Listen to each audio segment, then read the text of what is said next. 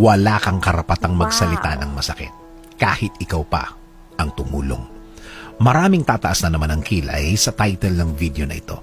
Kapag tumulong tayo, tutulong tayo ng kusa, tutulong tayo ng buong puso, tutulong tayo ng bukal sa loob.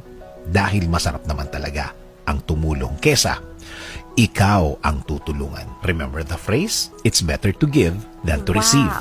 Kapag ikaw ang tumulong, kapag ikaw ang nagbigay, alalahanin na ang binigay mo ay para sa ikabubuti ng taong tinulungan mo.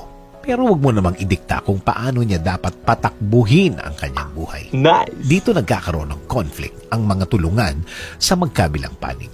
Kapag ang isa ay isinumbat na ang kanyang ibinigay at ang isa naman, feeling niya walang bayad ang tulong na ibinigay.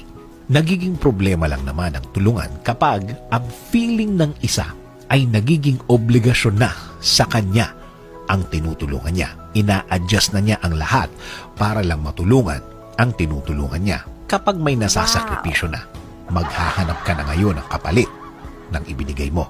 At ang isa naman, feeling ng tinutulungan, wala siyang obligasyon na magbigay ng sukli dahil ang alam niya, libre at walang balikan ng tulungan ang mangyayari.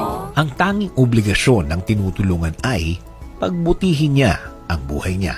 Gamitin sa tama ang itinulong, gamitin sa tama para mabago at mapaunlad ang buhay niya. Ang conflict sa bagay na ito, ang mabubuong problema sa tulungang ito. Asahan mo, mahabang panahon ang gugugulin hanggang sa maging personalan na ang usapan. Hanggang ang mga nasasaktan na ay hindi na dapat nasasaktan dahil hindi naman sila kasali in the first place sa naging usapan.